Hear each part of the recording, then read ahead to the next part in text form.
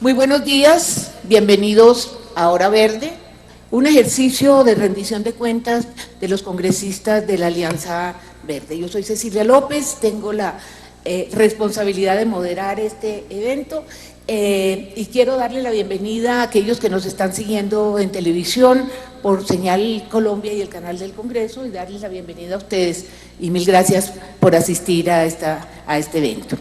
Muy bien, ¿quiénes nos acompañan en este panel? Bueno, tenemos a varios representantes y a dos representantes, nos falta Inti Asprilla, pero está Angélica Lozano, y están los senadores Claudia López, Antonio Navarro y Jorge Iván Ospina.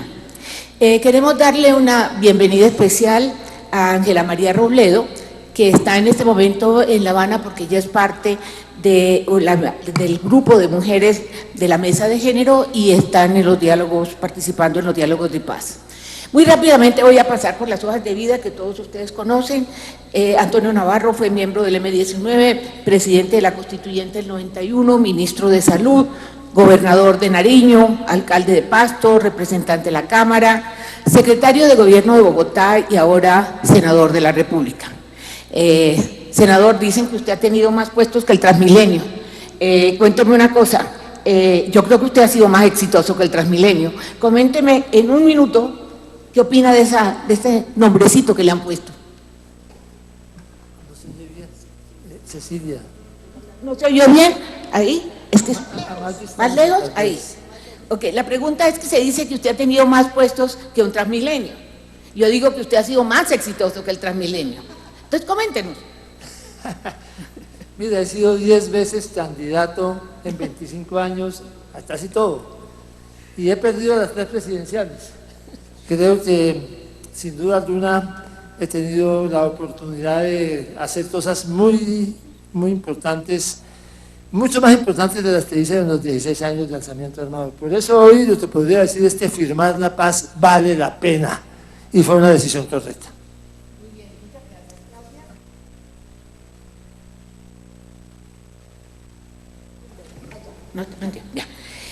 Claudia López, analista, investigadora política, hizo parte de la 7ª papeleta que impulsó la Constituyente del 91, hizo parte de la Corporación Arcoíris, que ustedes saben, y de la Misión de Observación Electoral, que ha producido numerosos estudios sobre temas tan críticos como la parapolítica. Claudia, bienvenida, y en un minuto, cuéntanos cómo tú, que te la has pasado criticando este Congreso de la República, dándole garrote textualmente, ¿cómo te sientes ahora siendo parte de él y recibiendo parte del garrote? Muchas gracias, Cecilia, primero por acompañarnos y hacer esta moderación de nuestra Hora Verde. Pues la verdad ha sido una experiencia emocionante. Esta es una gran escuela. Yo creo que difícilmente hay un mejor lugar para conocer las regiones, el país, los temas, las propuestas, los problemas, a todas las comunidades. La verdad es que esto sí es como un doctorado en política. Pero por supuesto, uno aquí vive entre dos cosas, Cecilia, entre la curva de aprendizaje, que para una primípara como yo es muy alta, y la curva de frustración, ¿no? Por el ausentismo, por la lentitud, porque a veces uno siente que aquí nos dedicamos a temas que le importan más a los que están sentados en el Congreso que a la gente, y que en cambio no somos lo suficientemente eficaces para ayudar a resolver problemas de la cotidianidad de los ciudadanos. Pero por ahora debo decirle que como primípara, en el primer año la curva de aprendizaje supera la de la frustración. Te anuncio, espero que no te coma la depresión como me pasó a mí al final. Muy bien, Inti no ha llegado, entonces pasamos a Angélica.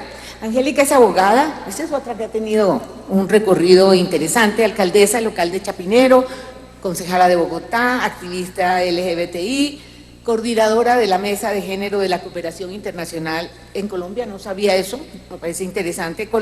Angélica, cuéntanos cuál ha sido la principal diferencia que tú has detectado entre estar en el Consejo y estar en la Cámara de Representantes, en un minuto. Lo primero te cuento que la gente dice, qué bueno que Cecilia López modere esa Hora Verde, quiere decir que ella está en el verde, de frente te echo los perros, te queremos en el Partido Verde. No me invitaron para acorralarme. Dejo la incógnita. Yo sé, hoy a moderar, pero aspiramos a que nos ayudes a estar en el partido. Pues es muy diferente lo local, los retos del Consejo de Bogotá, el alcance del control político es únicamente al gobierno de la ciudad. desde el Congreso uno puede participar, aunque represente a Bogotá en temas nacionales. Yo estoy aprendiendo aquí de Jorge Iván del Valle, de las regiones, del Pacífico. Entonces, el alcance, los proyectos de ley tienen alcance general y lo mismo las reformas constitucionales. Los proyectos de acuerdo en el Consejo son absolutamente limitados, ¿no? Lineamientos para disponer los residuos. Aquí en el Congreso uno puede meterse al fondo y a la estructura. Entonces necesitamos la mejor gente en los consejos y en las JAL, pero sin duda me estoy gozando estar acá. Me parece muy bien. Senador Jorge Iván Ospina, ¿usted es médico? Usted es la primera vez que está en el Senado, entiendo. Está en la Comisión Séptima en Asuntos de Salud. Usted ha querido, usted forma parte como Antonio y yo de esos que hemos querido ir y como que nos dan un golpe cuando ya vamos a llegar, ¿o no? Él fue alcalde de Cali. ¿Ah? Bueno, en todo caso, cuéntenos cómo se siente en el Senado después de haber sido un exitoso alcalde de Cali. Y además quisiera decirle algo, usted no le da mucho pesar lo que está pasando con los candidatos a las alcaldías y a las gobernaciones, entre otras en el Valle. Bueno, buenos días para todos y para Un minuto. todas. Primero, muchas gracias por esta posibilidad de la hora verde. Quiero decirles que lo más interesante para mí al estar en Bogotá es que Bogotá encuentra un país que no se conoce. En Bogotá se encuentra la inmensidad del pueblo guayú, la fuerza del llanero, la vitalidad del hombre afropacífico, la sinceridad y dignidad del pueblo nasa, y es entonces Bogotá punto de encuentro. Conociendo a Bogotá se puede conocer a este país, y también se da uno cuenta que este es un país demasiado centralista, que solamente y en la medida que interprete la fuerza de la región va a allanar caminos de prosperidad y paz. En relación a nuestro tema en salud, soy un médico, ahora estamos intentando hacer algunos trabajitos en términos de las leyes para que podamos tener una salud real, no una salud mediática como la que hoy se dispone. Muy bien. Insisto en que te enamoramos para que estés en el verde. Él lo dice textualmente. Muy bien, lo tengo en cuenta, mi querido senador. Muy bien, vamos a empezar por el tema de ambiente. ¿Cómo? Ah, perdón, la regla de... Ay, ya llegó Inti. Ah, Inti, no te había visto, qué pena. Bueno, bienvenido. A ver, leemos un poco tu... Se me perdió, te me perdiste porque llegaste tarde, aquí está. Inti Asprilla es abogado, tiene maestría en Derecho Internacional Económico en Suiza, pero lo más interesante es que ha trabajado mucho en las comunidades en Bogotá y trabajó en un tema lindo que es todo este tema absurdo de los desalojos y en el esfuerzo de garantizarles los derechos a los residentes que están alrededor del relleno de Dona Juana. Ese ha sido un tema que has trabajado mucho. Inti, ¿cómo te sientes después de haber estado básicamente con las comunidades participando en el Congreso, en el sector público? ¿Cómo lo ves? Bueno, pues a diferencia de todos mis compañeros que son tan avesados políticamente, yo soy un novato en la política. Yo llegué acá por una persona que es mi señor padre Guillermo Asprilla, que en paz descanse, que ya este domingo vamos a cumplir un año de su fallecimiento. Pues son cosas extrañas de la vida. Yo llego acá por él y por las comunidades del sur de Bogotá, que reconocieron el trabajo que él había hecho y el trabajo que yo hice durante el año que estuve trabajando principalmente en un medio de Ciudad Bolívar. Ha sido un año bastante difícil llegar a este escenario cuando uno no tiene ese avesamiento político, es complejo, pero creo que hemos hecho la tarea muy bien.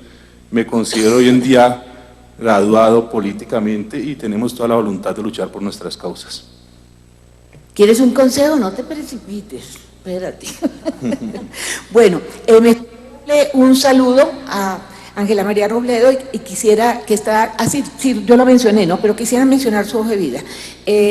Ángela María ha sido 2 veces representante por la Alianza Verde, fue decana de Psicología de la Universidad Javeriana, fue directora social de la Fundación Restrepo Barco y directora del Departamento Administrativo de Bienestar Social, que hoy es la Secretaría Distrital de Integración Social. Actualmente Ángela María es copresidente de la Comisión de Paz del Congreso y miembro de la Comisión Legal de Mujeres. Ella nos va a acompañar en unos minutos, tendremos su presencia a través de un video. Bueno, entremos entonces a las reglas del juego. ¿Cómo va a ser la cosa? Vamos a hablar de 5 ejes temáticos. Vamos a empezar con ambiente, después seguimos con Plan Nacional de Desarrollo, Bogotá, después entramos a paz o lo dejamos de último, ustedes me dirán ese orden cuando entramos con paz y esta reforma del Estado y transparencia legislativa.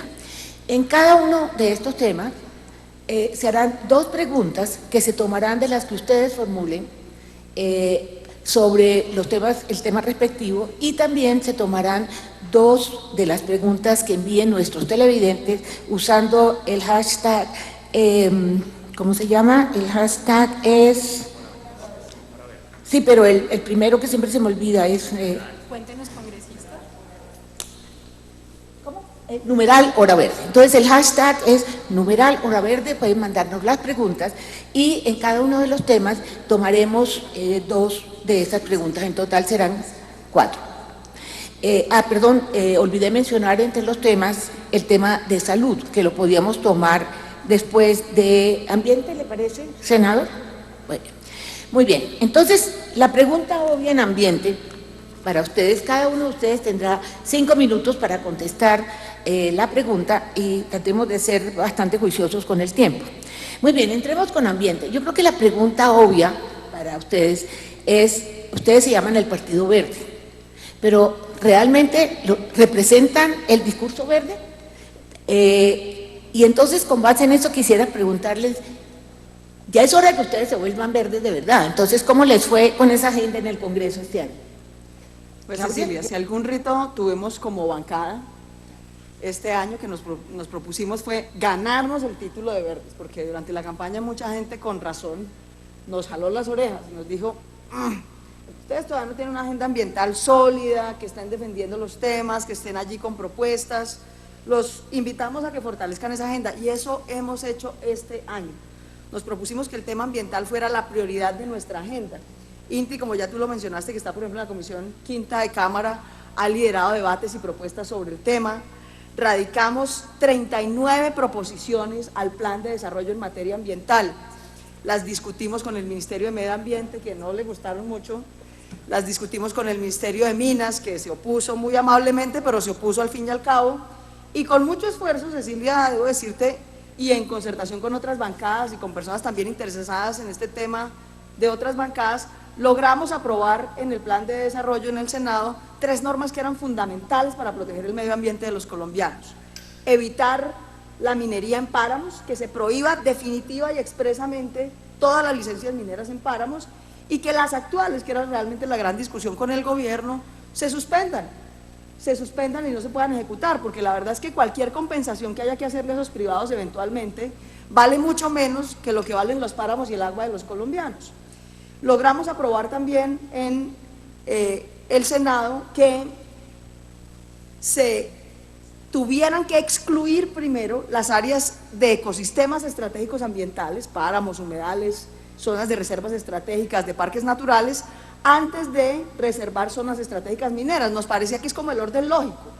Primero reservamos y excluimos los ecosistemas estratégicos y luego damos áreas estratégicas para otras actividades, la minería, la agroindustria, etc.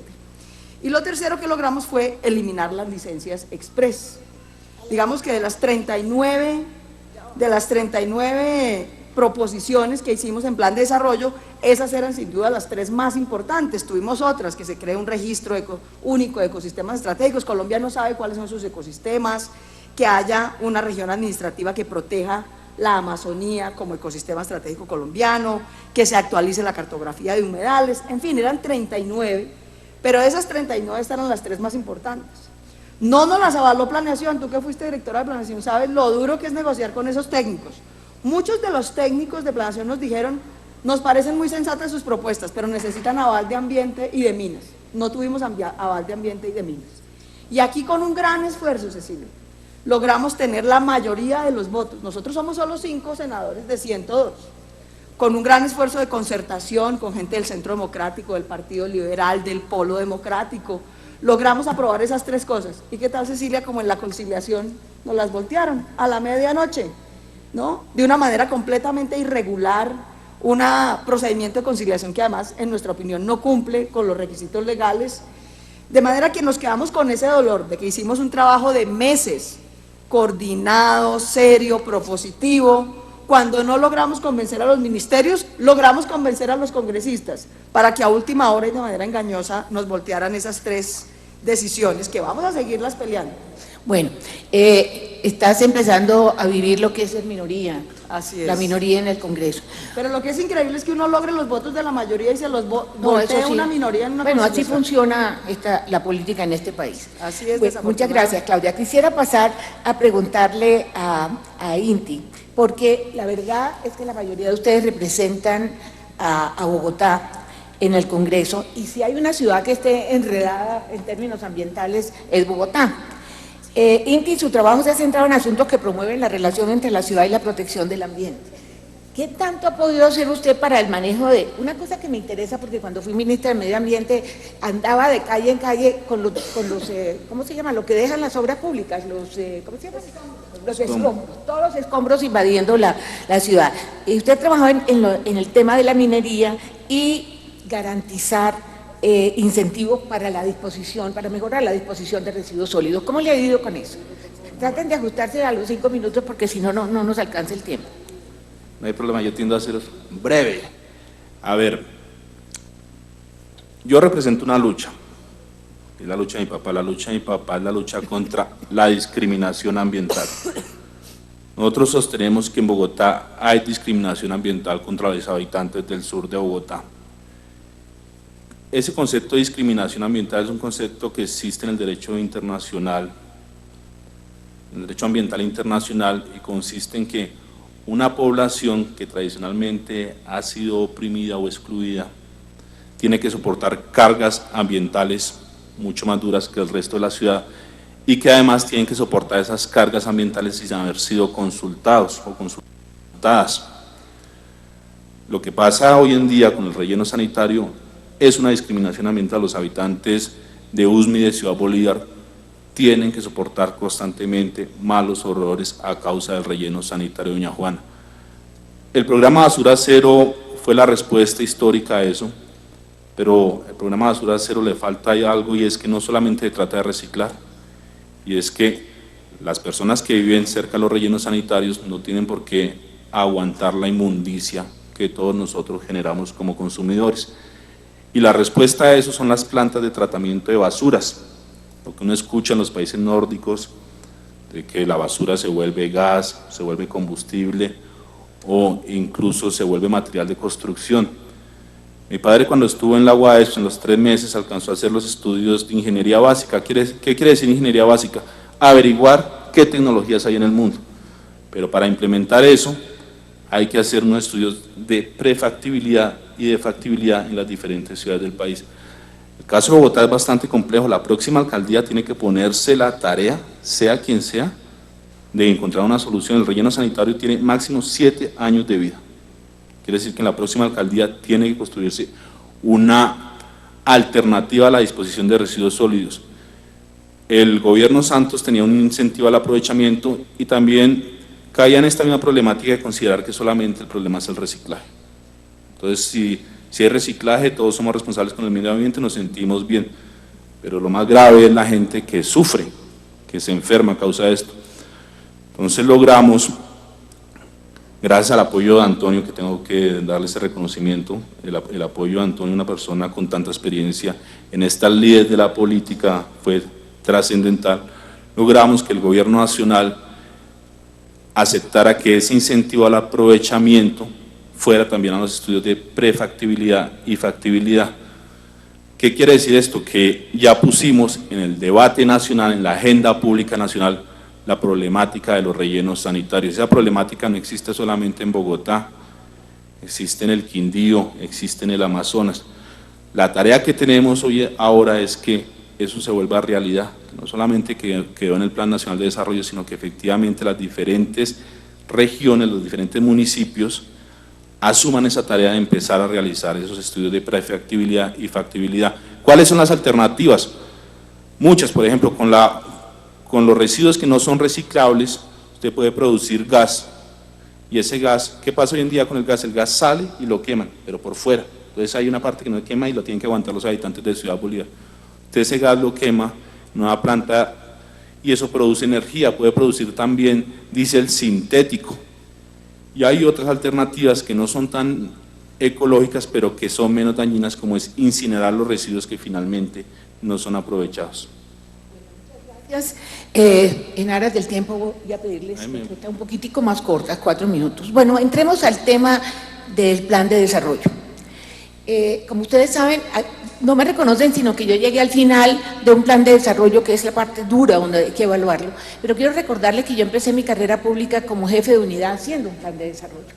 Y les cuento que eso es una tarea absolutamente titánica, me tocó el plan de integración nacional, la parte social. Entonces yo quisiera preguntarles, ¿cómo han hecho ustedes con una bancada tan chiquita? ¿Sí? ¿Qué hicieron para influir realmente en el plan? Antonio, usted fue el ponente del proyecto de ley. ¿Cómo fue ese proceso de negociación? ¿Cómo hicieron ustedes para hacerse sentir? Yo sé que ustedes hablan mucho, participan mucho, son muy activos, pero ¿cómo hicieron? Porque esto es una tarea difícil. Pues fuimos juiciosos, trabajamos, presentamos propuestas, hicimos acuerdos con otros sectores y ganamos 27 de nuestras propuestas, que quedaron incluidas en el plan de desarrollo, más las 3 que ya han mencionado Claudia, que fueron las que ganamos en el Senado y perdimos en la Comisión de Conciliación. Pero es bueno mencionar algunos de los temas que ganamos en ese plan de desarrollo, tanto que una representante liberal dijo, yo quisiera ser de la Alianza Verde porque ganan más que nosotros los liberales que somos de la coalición de gobierno. No me sorprende. Entonces, dice usted, Estatuto del Pueblo Raizal, va a haber un estatuto para el pueblo raizal de San Andrés, Providencia y Santa Catarina, por mandato del plan de desarrollo y propuesta nuestra. Protección social a los trabajadores independientes.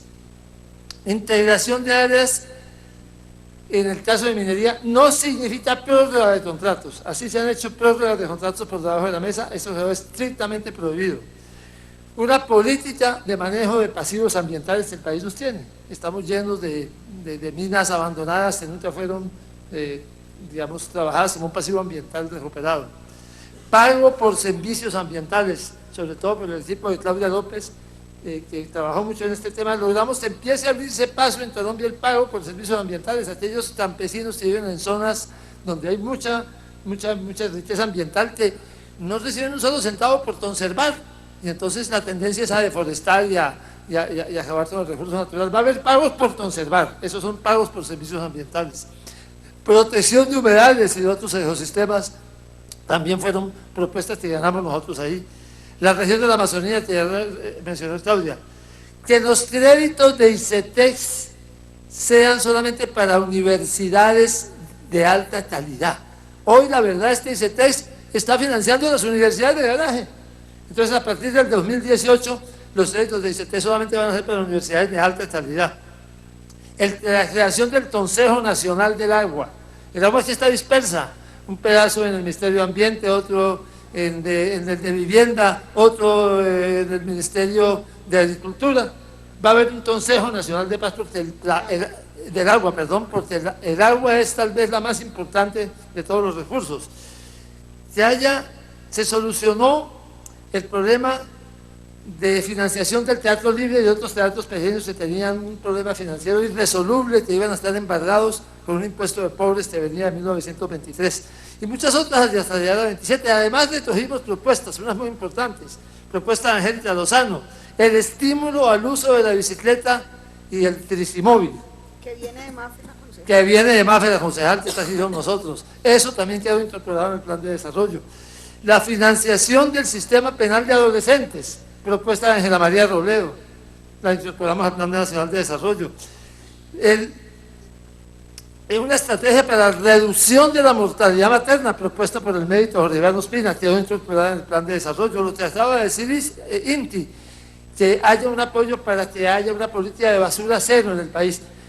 Estos son como 14, 15 de los 27 cosas que conseguimos, y en realidad, si se trabaja bien, si se es juicioso, si se tienen buenas relaciones con otros sectores con los cuales uno puede tener identidades parciales, se consiguen resultados. Bueno, como ustedes me están coqueteando, les voy a poner una condición. Por siquiera considerar, me tienen que enseñar a montar bicicleta, estoy acomplejada. Yo no sé montar bicicleta y todos ustedes montan bicicleta, entonces estoy estructuralmente impedida para el trisimóvil, Cecilia, eso tiene 3 ruedas, no, ahí no está nadie. El trisimóvil.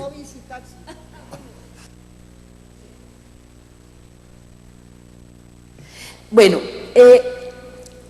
quisiera hacerles otra pregunta.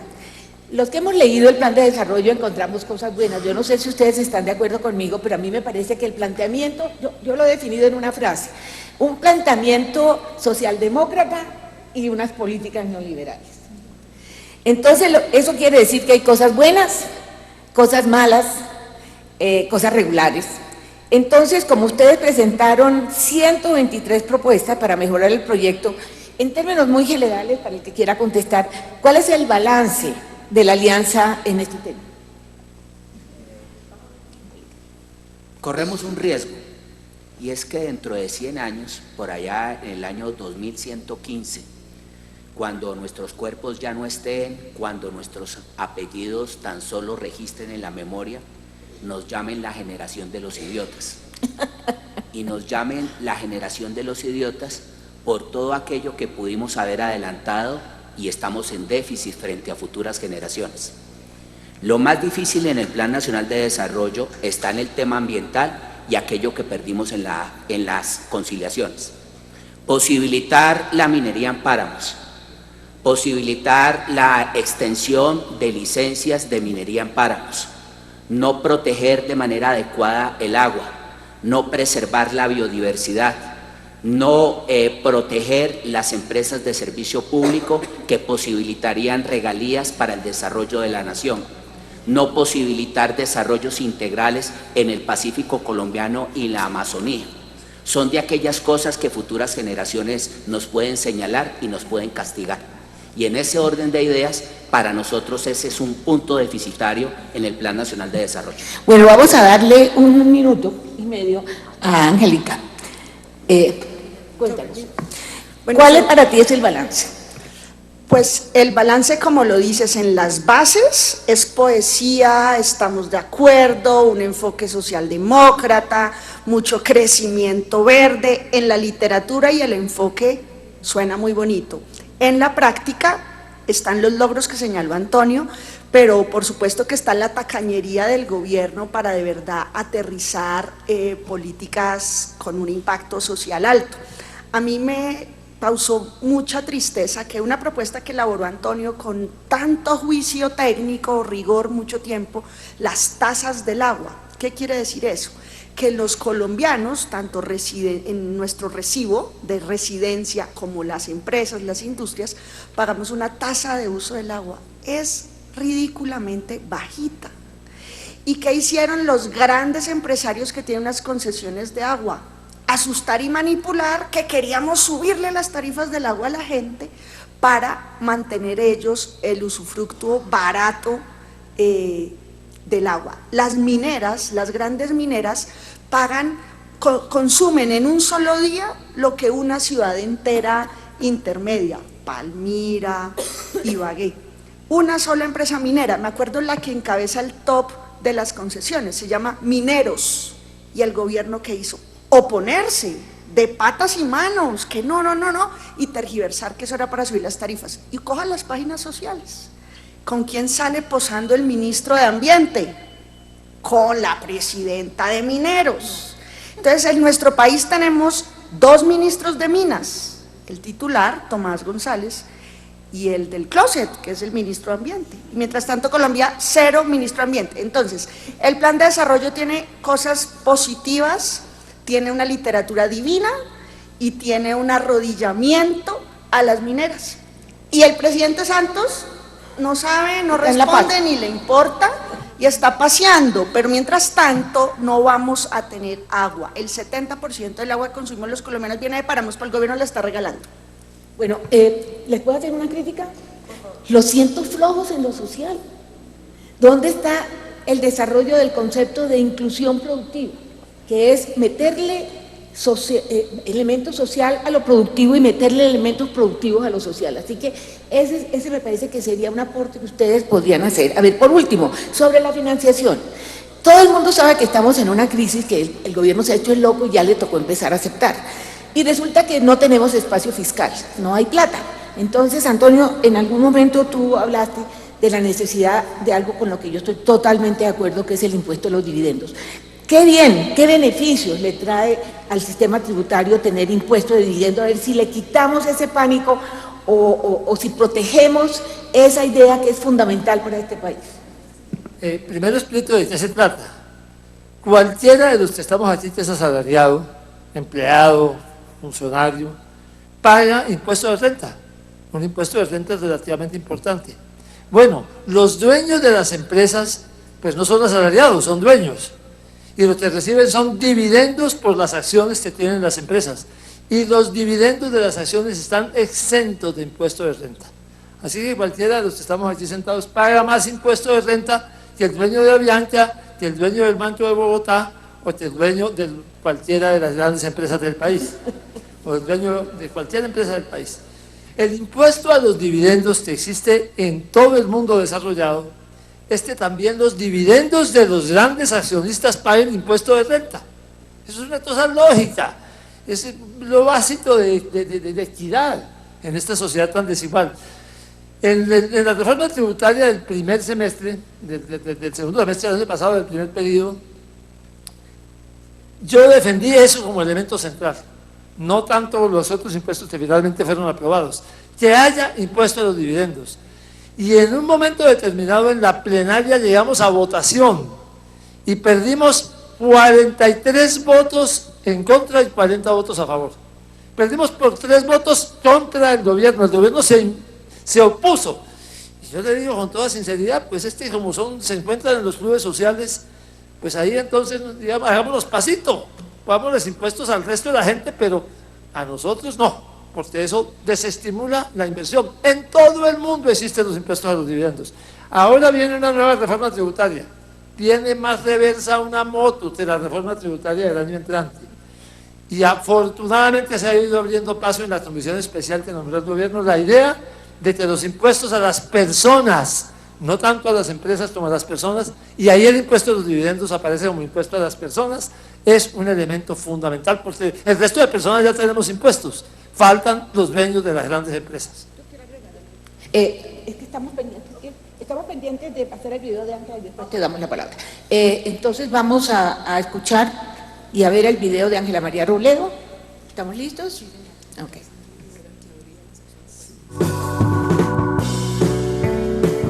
Muy buen día a quienes nos acompañan en esta hora verde, aquí en el auditorio y a través de la televisión colombiana por el canal del Congreso. A quienes nos acompañan en esta rendición de cuentas colectiva de la senadora Claudia López, el senador Antonio Navarro, la representante Angélica Lozano, el representante Inti Asprilla y el mío, Ángela María Robledo.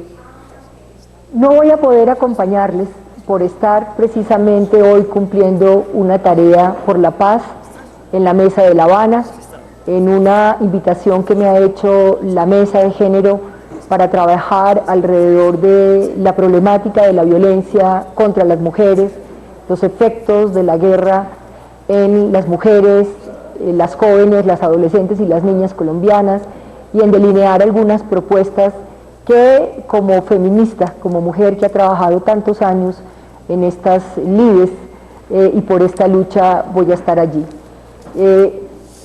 Muy ligado a esto quisiera arrancar esta rendición de cuentas, que en mi caso es la rendición de cuentas número 20, pero que esta vez es colectiva y me alegra, recordar las palabras de Pepe Mujica, a quien conocí en días pasados en un foro interparlamentario por la paz en Montevideo.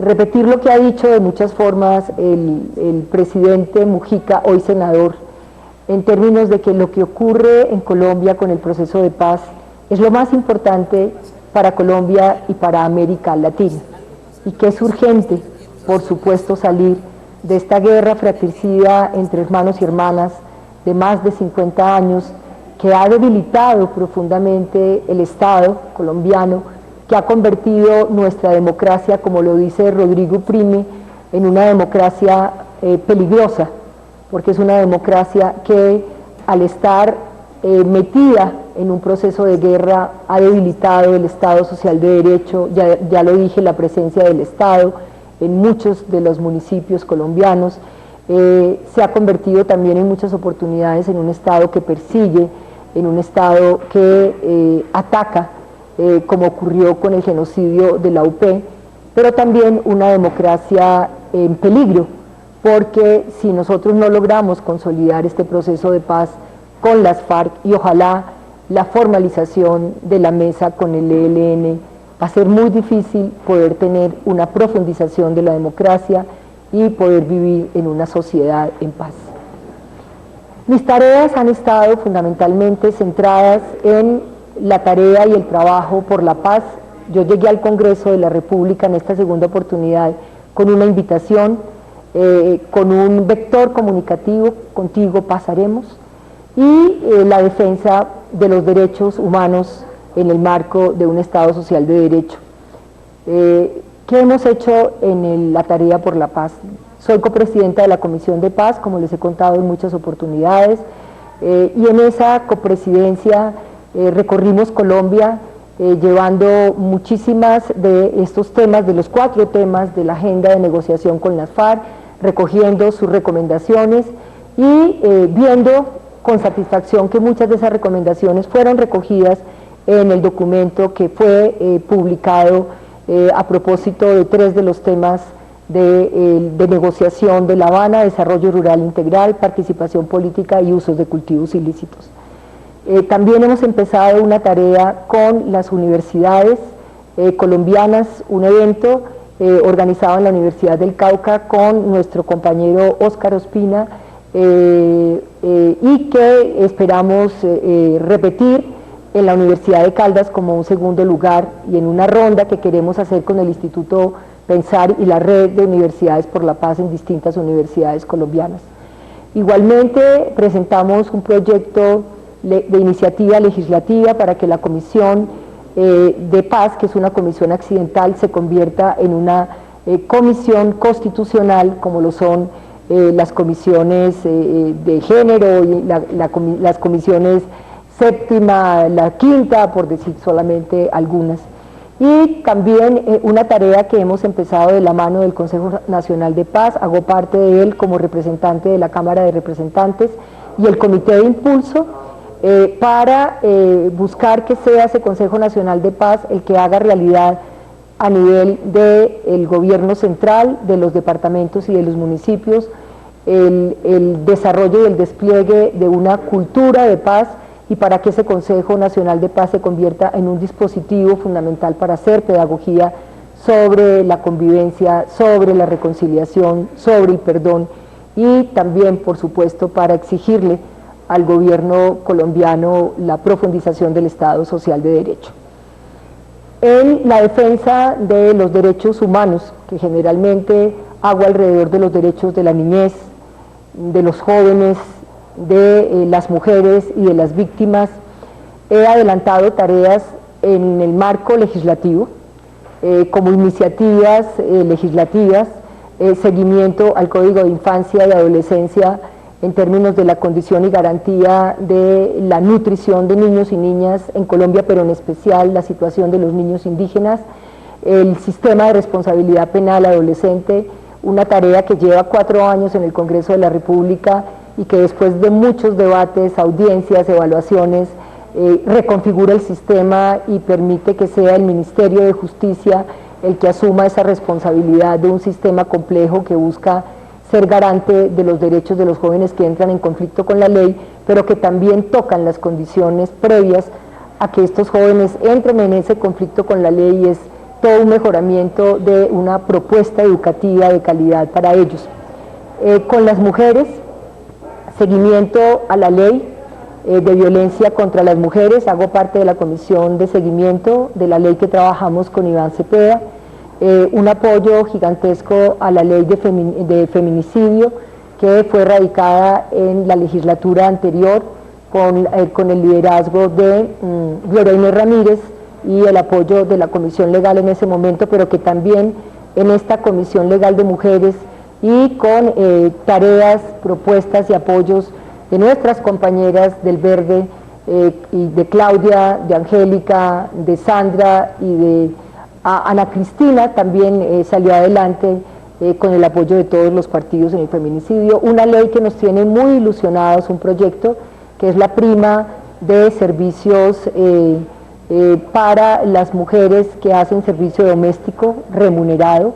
El proyecto pasa a discusión a la Comisión Séptima y tiene una audiencia muy importante el 22 de julio de este año, con la presencia de asociaciones, de organizaciones, de la Escuela Nacional Sindical, del Grupo de Economía Feminista, y en esa línea de avance de reconocimiento de la economía del cuidado, lo que logramos que quedara en las bases del plan, que es el tema de caracterizar el Sistema Nacional de Cuidado en Colombia como una base fundamental para que sea el espacio privado, el espacio de la casa donde se produzcan las revoluciones de los roles entre cuidadores y cuidadoras, y eso facilite, está atado a la posibilidad de la participación de las mujeres en el espacio de la democracia representativa. Otra iniciativa interesante, sobre la cual ha habido también una tarea fuerte en mi condición de mujer feminista, ha sido todo el tema de viviendas de uso del suelo y ahora de construcciones seguras. Proyecto en el que tuvimos una especial participación, presentamos varias proposiciones para que situaciones como las ocurridas con las construcciones del Space en Medellín, solo por hablar de una situación emblemática, no vuelva a repetirse, y para que lo que quedó en lo que se conoce como las viviendas gratis, ya en su seguimiento, porque la ley fue sancionada hace algunos años, se cumpla el criterio de que haya una priorización para la entrega de esas viviendas, en especial a las mujeres jefas de hogar víctimas del conflicto armado o en condición de enorme pobreza. También hemos hecho algunos debates de control político, que es otra de las herramientas sobre las cuales trabajamos, y audiencias. Las audiencias son para nosotros un espacio supremamente importante. Muchas de ellas las convocamos desde el Verde, otras con el Polo Democrático, audiencias en torno a la deuda pública colombiana, audiencias en torno al agua y a los acueductos comunitarios, que hoy en día son fuente fundamental de agua para muchos municipios muy pobres, audiencias, múltiples audiencias referidas al Plan Nacional de Desarrollo, donde el Partido Verde tuvo una representación y una tarea muy significativas, más de 130 proposiciones que fueron presentadas a Planeación Nacional y a los diferentes ministerios, algunas recogidas en el Plan de Desarrollo, y por supuesto también me ocupé de manera significativa de buscar que la presencia de las mujeres y la garantía de los jóvenes en conflicto con la ley quedaran en el Plan de Desarrollo en una tarea colectiva con la Comisión Legal de Mujeres. Diría ya para terminar que Bogotá siempre ha estado en la tarea que hago, la tarea por Bogotá en términos de Bogotá como territorio de paz, la he acompañado, una propuesta no solo programática sino política que se ha hecho desde el gobierno de Gustavo Petro, cuando tan pronto se formalizó la mesa con las FARC. En esa medida he acompañado organizaciones, foros, trabajos en localidades con mujeres que trabajan por la paz. Estuve muy vinculada a la marcha por la Vía Sagrada de Antanas Mocus, donde el alcalde Petro fue fundamental para que se pudiera realizar aquí en Bogotá la marcha. Estuve también en la organización de la marcha del 9 de abril, en la cumbre de Cultura y Paz, esa gran cumbre con participación de organizaciones y de expertos académicos, intelectuales del mundo entero, que vinieron a darle un apoyo grande al proceso de paz. Y también una tarea desde una comisión que tenemos desde la Cámara de Representantes para defender los derechos de Bogotá, que no funciona como uno quisiera de manera tan regular, pero que para el plan de desarrollo presentó algunas proposiciones para defender los recursos para la ciudad y de manera expresa acompañamos proposiciones que quedara expresamente reconocidos los recursos para el metro por parte de la Nación. Quisiera entonces decirles que lamento no estar allí, no poder acompañarles, pero quedan en la mejor compañía de Claudia, de Antonio, de Angélica, de Inti y de quienes nos acompañan hoy en este auditorio del Congreso de la República para seguir diciéndole a Colombia cómo la bancada de la Alianza Verde, que tiene mayor incidencia en su votación y en sus responsabilidades y trabajo con Bogotá, le está respondiendo no solo a quienes votaron por nosotros, sino a una ciudadanía que quiere saber cómo los congresistas, senadores y representantes del Verde le estamos respondiendo a una tarea programática del Verde, que es fortalecer nuestra agenda por lo verde, por los recursos públicos son sagrados, porque la vida sea sagrada y por una apuesta que hicimos también por la paz de Colombia.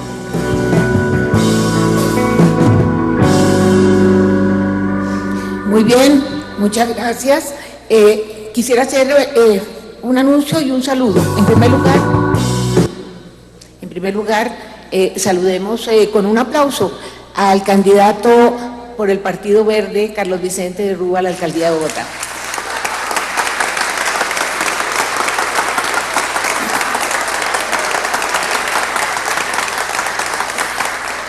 En segundo lugar, quiero hacer un anuncio para los televidentes que quieren hacer preguntas. Se cambió la manera de comunicarse con nosotros. Ahora es hashtag numeral cuéntenos congresista. Repito, hashtag numeral cuéntenos congresista. Bueno, vamos a pasar, vamos a darle un poquito de tiempo, ya tenemos las preguntas del público, nos faltan las preguntas de ustedes, los televidentes. Mientras tanto, vamos a pasar al tema de la paz, pero yo le había dicho, Angélica, un segundo. Muy bien, para que cierres el tema del plan de desarrollo. Sí, era en el tema económico. Colombia es uno de los 9 países donde no es delito evadir impuestos. Usted sabe más de eso, mucho de eso, porque fue director de planeación, no porque el país, el gobierno nacional quiere regalar Isagen por 5 billones de pesos, pero al gobierno nacional le da miedo siquiera presentar la propuesta o acompañar la propuesta que nosotros hacemos de penalizar, porque al año nos roban entre 25 y 30 billones de pesos al año. Quiere pero no quiere. En la ley anticontrabando y de evasión de impuestos, yo formulé la propuesta en la comisión primera, 3 votos a favor, 32 en contra. Entonces, y es porque el ministro de Hacienda no quiso, me dijo, no, deje así quietico. Entonces quería cerrar con eso. Muy bien, pasemos entonces al tema de la paz. Sin duda este es el tema más importante del país, estamos en un momento crítico donde quisiéramos ser optimistas. Entonces quisiera preguntarle a Antonio Navarro, que usted que hizo la paz en su momento, ¿qué cree que le espera a Colombia en los próximos 20 años si se firman estos procesos de paz con las FARC y el ELN? Bueno, sin duda, el conflicto colombiano es el último conflicto del hemisferio occidental. Ya en las Américas no hay conflicto armado, en Europa occidental tampoco.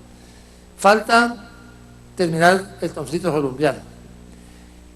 Yo fui parte de ese conflicto colombiano como actor y aprendí a lo largo de esos años de alzamiento armado que no vale la pena continuar buscando gobernar y cambiar este país usando las armas. Ese es un camino sin salida y por eso firmamos la paz y estamos orgullosos de haberlo hecho. Hoy hay un proceso de paz con las FARC hace 3 años caminando. Tuvo a principios de este año una distensión, un desescalamiento que empezó a abrir esperanzas e infortunadamente en los últimos 2 meses llevamos un reescalamiento. Pero lo que está claro es que como está no puede durar indefinidamente. El país no está dispuesto a que indefinidamente sigamos unas negociaciones que no se les ve término. Ha avanzado, no nos cabe duda. Ha avanzado más que nunca antes cualquier proceso de conversaciones con las FARC. Y hoy está dependiendo de una sola decisión, qué tipo de justicia transicional es la que se va a aplicar en el caso de los miembros de las FARC. Si se resuelve el tema de qué medidas de justicia se van a aplicar, queda resuelto el asunto. Lo que pasa es que creo que no aguantamos indefinidamente 1 año, 2 años, 3 años más, mientras ese proceso llega a su término. Por eso queremos hoy que se cumplen, este año se cumplen 25 años de la convocatoria de la Asamblea Constituyente, convocatoria que se hizo por acción de los ciudadanos. Esa Asamblea Constituyente no existía en la Constitución colombiana, existía solamente en la decisión de hacer una serie de cambios que no se podían hacer de otra manera, y por eso existió la llamada séptima papeleta. Fue una decisión de los ciudadanos. Nosotros queremos proponer ahora de nuevo una especie de séptima papeleta, un voto ciudadano que establezca un plazo máximo para que se logre ese acuerdo con las FARC. Con el ELN no ha empezado, y sería pues, no sería correcto plantear nada porque no ha habido condiciones para empezar una conversación seria con el ELN. Pero con las FARC no podemos seguir. Que sea el ciudadano con su voto el próximo 25 de octubre, simultáneamente con el voto para alcaldes, gobernadores, diputados, ediles y concejales, que ayude a que se fije un plazo máximo para que ese proceso de paz llegue a un resultado. Entonces hemos preparado con Claudia López, en una reunión, por cierto, esta idea se concretó en una reunión en que estuvo también, íbamos a hablar de otras cosas, nada que ver con esto, el exministro Rudy Holmes. Hay que hacer los reconocimientos en esa conversación adicional donde surgió la posibilidad ya había sido propuesta la idea de una séptima papeleta por uno de los miembros de la Unidad Nacional, pero no se había concretado. Nosotros tenemos una propuesta de concretarla, que ese día 25 de octubre, en las urnas, y es posible aún que se cuente, que la registraduría cuente los votos, que distribuya las papeletas, es posible encontrar el mecanismo para que así sea, pero que ese día los colombianos, digamos, ya es hora de que este proceso de paz tenga una fecha de definición. Y por eso redactamos, Claudia y yo, en una propuesta que es primero, para la Alianza Verde, para los ciudadanos colombianos, para los otros partidos políticos, para las organizaciones sindicales, y que sería demostrar la voluntad de los ciudadanos al gobierno y demostrar la voluntad de los ciudadanos a las FARC, que diga lo siguiente. Queremos leerla, Claudia y yo, que fuimos, digamos, estamos tomando la iniciativa y el riesgo de que nos cojan a paro y nos digan eso no es correcto. Nosotros creemos que sí es correcto. Y por eso lo estamos planteando inicialmente de esa manera, y queremos leerlo, si nos permite, Cecilia, cómo sería un poco más joro ahí para decir que es una iniciativa, digamos, por ahora conjunta de Claudia, pero estamos seguros que muchos más colombianos van a acompañar en ella. Entonces diría así: voto para que las negociaciones de paz entre el gobierno nacional y las FARC terminen antes del 9 de abril de 2016. ¿Cómo queremos que terminen? Con la firma de un acuerdo de paz, pero tengan una fecha límite. Sepamos que de aquí al 9 de abril, fecha muy simbólica, es el Día de las Víctimas, es el día del asesinato de Jorge Eliezer Gaitán. Cuando empezó este conflicto, que antes del 9 de abril de 2016, que antes del 9 de abril de 2016, tengamos un acuerdo entre las FARC y el gobierno. Y que si el 9 de abril no ha llegado, ya no vayamos más. Sepamos que hicimos todos los esfuerzos, pero no se pudo. Esperamos que sí se pueda. Entonces es una propuesta que esto tenga un término. Bueno, no me puedo levantar porque me he caído de aquí, pero aplaudamos esta propuesta, acojamos esta propuesta. Muy bien.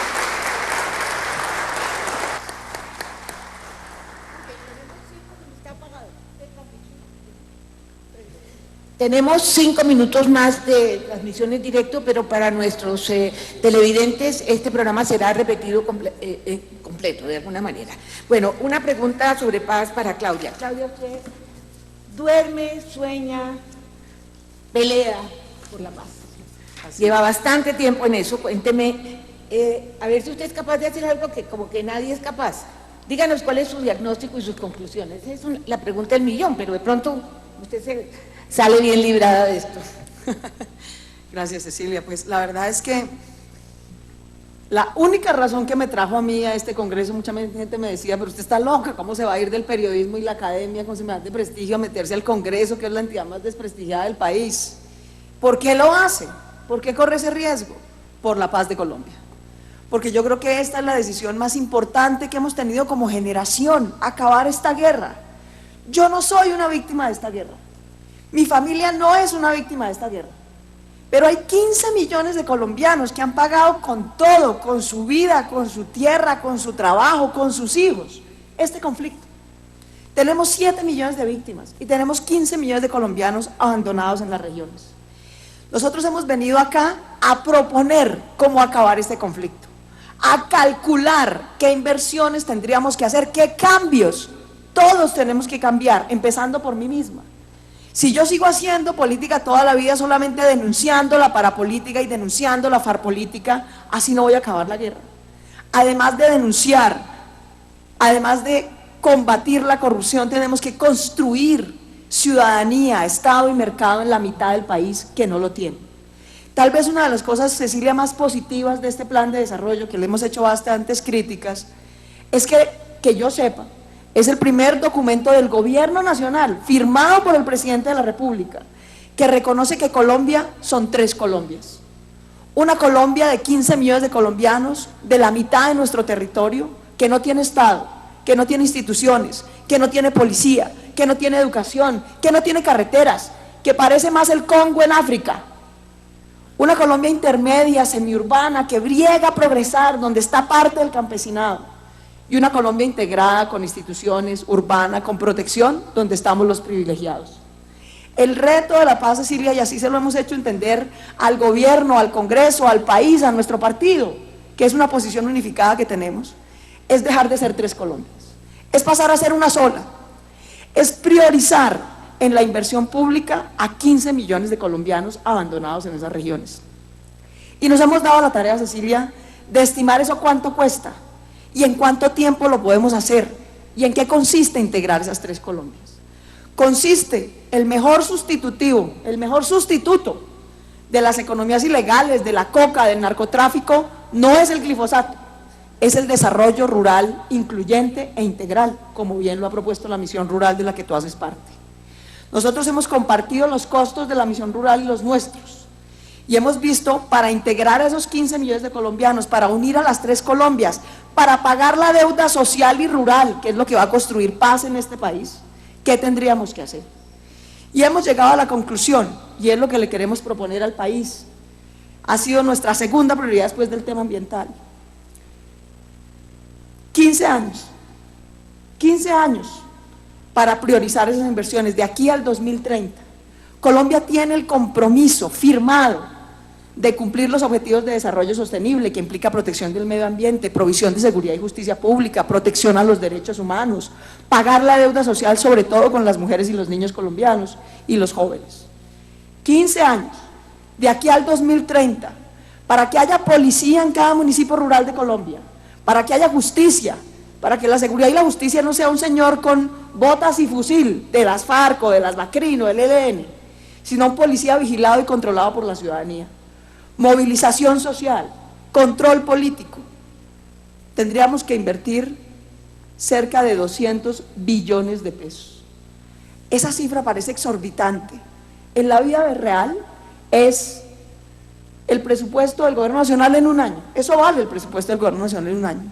Lo que proponemos entonces es cerca de 10 billones de inversión adicional en esa Colombia rural y marginada, muy pobre, en los próximos 15 años. Eso implica carreteras, pero no las 4G solamente, sino las carreteras terciarias que necesitan nuestros campesinos para sacar sus productos, titulación de las tierras, actualización del catastro, apoyo al desarrollo técnico rural, pagar la deuda de primera infancia, de educación y salud, e incluir a los que han estado más excluidos, tanto política, social y económicamente. Creemos que es viable, creemos que es serio y queremos no solamente proponer esta papeleta para poner fin a las negociaciones, para que podamos empezar las ejecuciones de la paz, que es lo que el país está esperando, que no nos gastemos la vida negociando, sino que nos comprometamos en los próximos 15 años a las ejecuciones de la paz, a la construcción de la paz. Es terminar las negociaciones firmando. 9 de abril queremos estrenar esa firma, máximo. De acuerdo. Muy bien, entonces vamos a pasar en este momento, antes de entrar a salud, vamos a pasar a contestar las preguntas. Entonces ustedes, señores miembros del Congreso, van a tener tiempo para contestar una serie de preguntas que les han hecho muy específicas.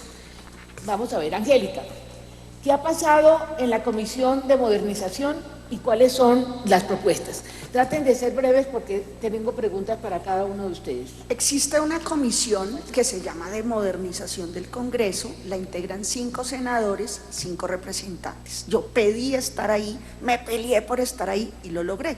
Solo hay un detalle, no se ha reunido una sola vez. No se ha reunido una sola vez. Luché como 7 meses detrás del presidente de Cámara y de Senado, yo quiero estar ahí, y me puso.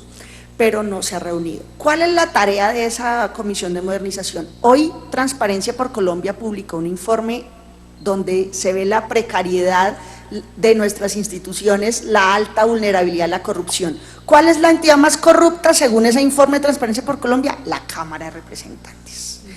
Ayer en la Comisión Primera de Senado se aprobó en primer debate, siendo ponente Claudia, de un proyecto que presentamos como Alianza Verde de transparencia, que busca rendición de cuentas inmediata, instantánea, detallada de nuestros proyectos de ley, de los debates de control político, de la ponencia que hacemos de otro, de lo que se hace dentro de este salón, pero de lo que se hace afuera. Porque claro que es legítimo ir a reunirse con el ministro de tal entidad, decir que hubo pues la carretera. Queremos que eso sea público, que la gente sepa, para que sea por la carretera, no por el contratista de la carretera que le termine financiando la campaña. Entonces, ese proyecto de transparencia va adelante y responde y debe ser un elemento clave en esa modernización del Congreso que tiene otros aspectos, transparencia en el presupuesto y en varios detalles. Entonces, ese es nuestro principal reto en esa comisión y tenemos comprometidos en las siguientes mesas, Velasco en el Senado y De Luque en la Cámara, esperamos que se lo tomen a pecho. Muchas gracias. A ver, Jorge Iván, que no le hemos dado así como mucho chance. ¿En qué consiste la propuesta de regulación de la cirugía plástica? Bueno, pero En medio minuto, se me imagina. Pero antes de tocar ese tema, una cosa muy importante sobre la paz. Este país ha constituido su identidad y ha desarrollado su nación en el marco de la guerra. Guerra de independencia, guerra de los 1000 días, guerra centralista federalista, guerras revolucionarias de los 50, nuevas guerras para los años 2000. Nuestras ciudades se han conformado desde el desplazamiento de ahora, pero también desde el desplazamiento de ayer. Hemos construido entonces mucho de lo que somos a partir del conflicto armado. Un conflicto armado que siempre ha estado trazado por la exclusión política y por la falta de desarrollo rural. Buscamos como Partido Alianza Verde efectivamente que se construya un acuerdo de paz, pero no buscamos un acuerdo de paz estético, sencillamente con el silencio de los fusiles, sino buscamos algo mucho más allá, que signifique un rediseño institucional que posibilite la inclusión política y que posibilite el desarrollo agrario, porque sin ello nos va a ser imposible sostener la paz. Ese es el más importante reto para el siglo XXI. Si el siglo XIX y el siglo XX han sido trazados por la guerra, el siglo XXI tiene que ser para futuras generaciones la construcción de la identidad desde y para la paz. Lo segundo, que hace referencia a mi trabajo como senador en la Comisión Séptima, y para responder muy concreto a la pregunta que me hacen, ¿no merecen más personas sufrir por cirugías estéticas y plásticas mal realizadas en entidades de salud sin tener las ayudas complementarias suficientes, por personal no idóneo o por pacientes que no conocen los riesgos de la misma? Por eso estamos trabajando un estatuto que regula la cirugía plástica y estética en Colombia, que le brinda información al paciente en relación al consentimiento informado, que todo aquel que tenga la decisión de asumir una cirugía plástica y estética conozca los riesgos de la misma, conozca las posibles complicaciones y conozca adicionalmente cuáles son los elementos que pudiesen ocurrir si la misma no se desarrolla en condiciones adecuadas. Pero la ley también ofrece que todo aquel que adelante un procedimiento estético y plástico esté debidamente registrado en un registro nacional de médico, cirujano plástico y estético u otras especialidades que tienen competencia, de tal forma que el usuario acceda a esta base de datos y conozca exactamente quién es el profesional, cuál es la universidad donde proviene, cuál es su experiencia y cuál es la subespecialidad que aplica. Pero adicionalmente este estatuto pretende tener trazabilidad sobre los insumos utilizados en la cirugía estética y plástica, de tal manera que cualquier prótesis o elemento utilizado sepamos de dónde proviene, esté debidamente certificado y reduzcamos los riesgos.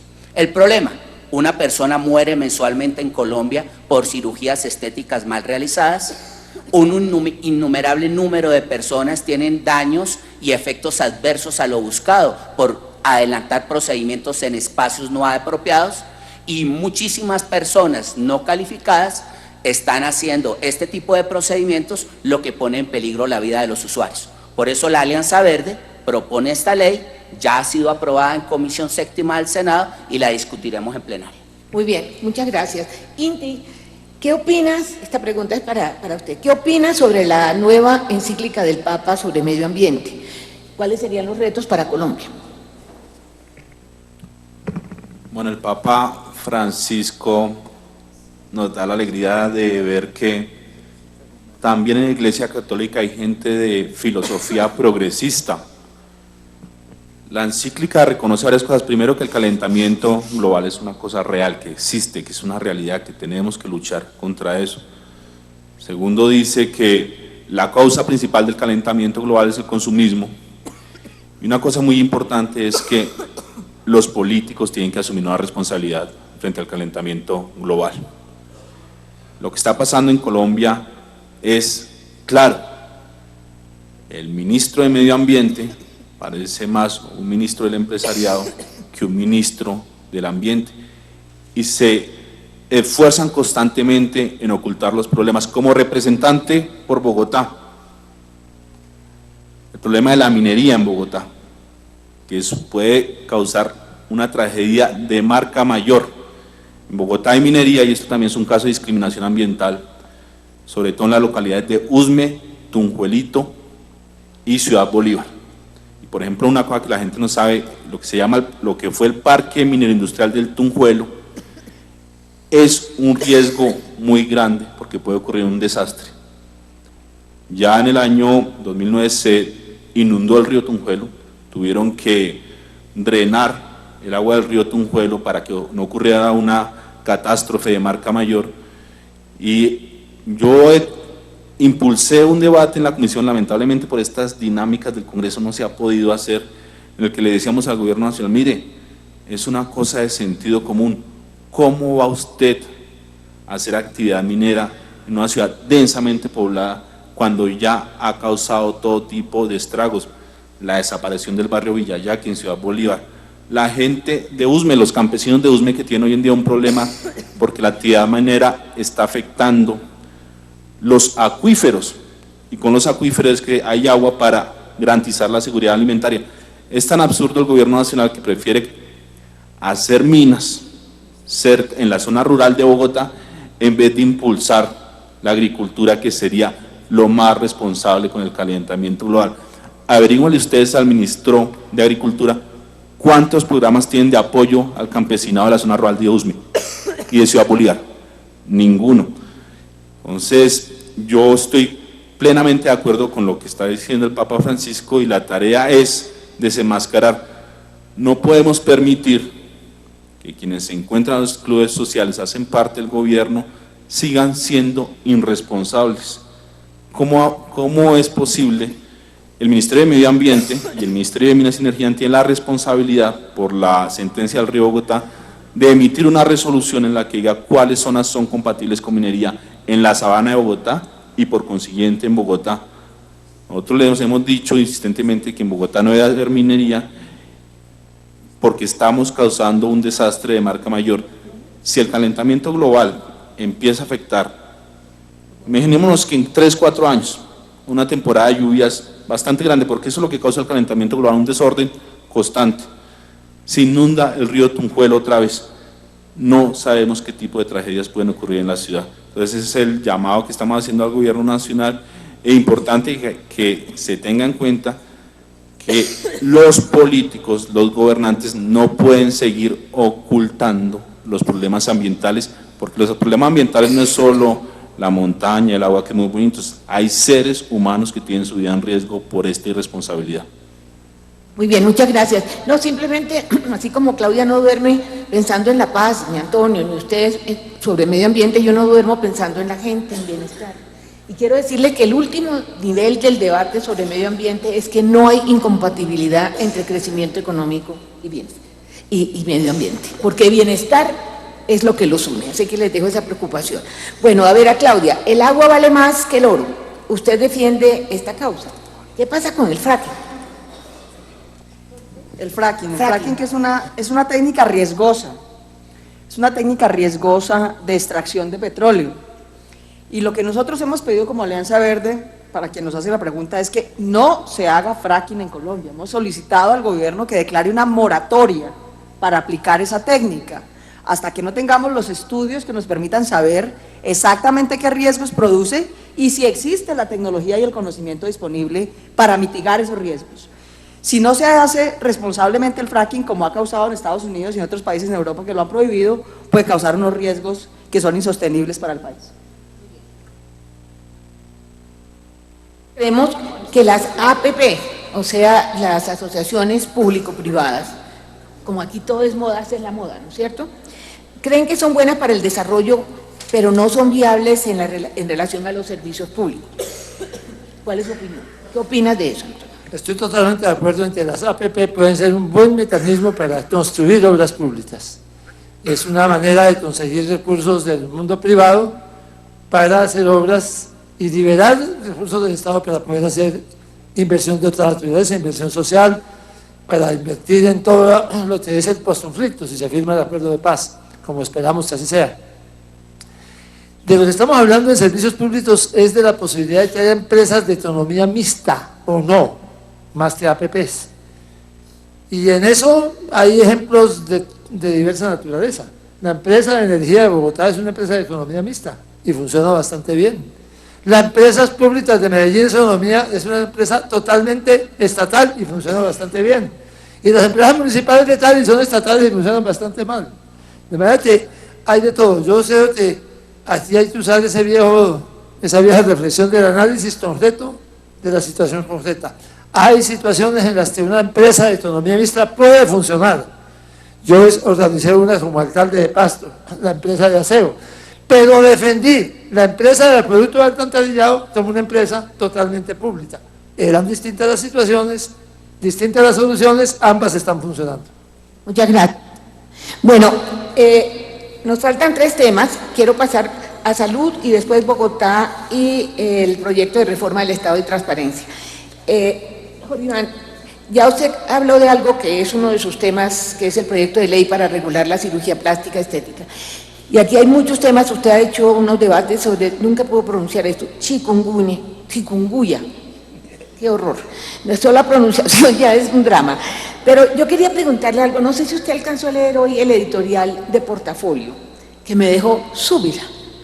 Resulta que el editorial de Portafolio dice que se están quebrando las EPS y que entonces lo que se necesita es financiarlas. No sé si yo lo leí porque lo leí a las 6 de la mañana corriendo tratando de ver cómo organizaba estas ideas o si eso fue lo que quisieron decir, pero sí quisiéramos oír la posición del partido y la suya en particular sobre el sistema de salud en este momento en 2 minutos.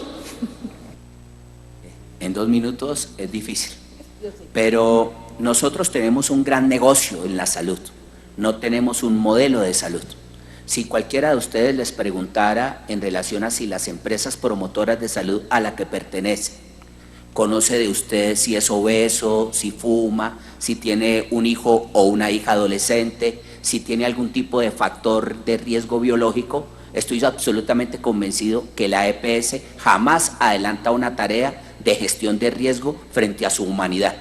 Sin embargo, la empresa promotora de salud sí conoce de usted cuánto gana, si tiene un perfil medio o alto de ingresos, si lo llama para pagar oportunamente, conoce su composición familiar y lo conoce como mercancía. Cuando el sujeto y el individuo es valorado como mercancía, tenemos grandes dificultades para adelantar un proceso real de salud.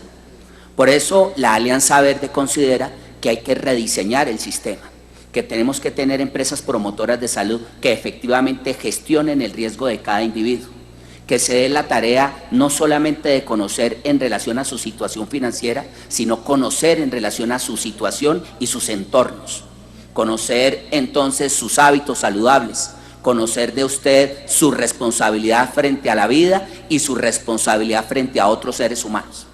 Por otro lado, las empresas promotoras de salud no circulan en términos de territorios específicos, y la salud no es únicamente la ausencia de enfermedad, es un estado integral de bienestar que se compone con hábitat, reduciendo los riesgos sociales, mejorando la alimentación, teniendo servicios oportunos.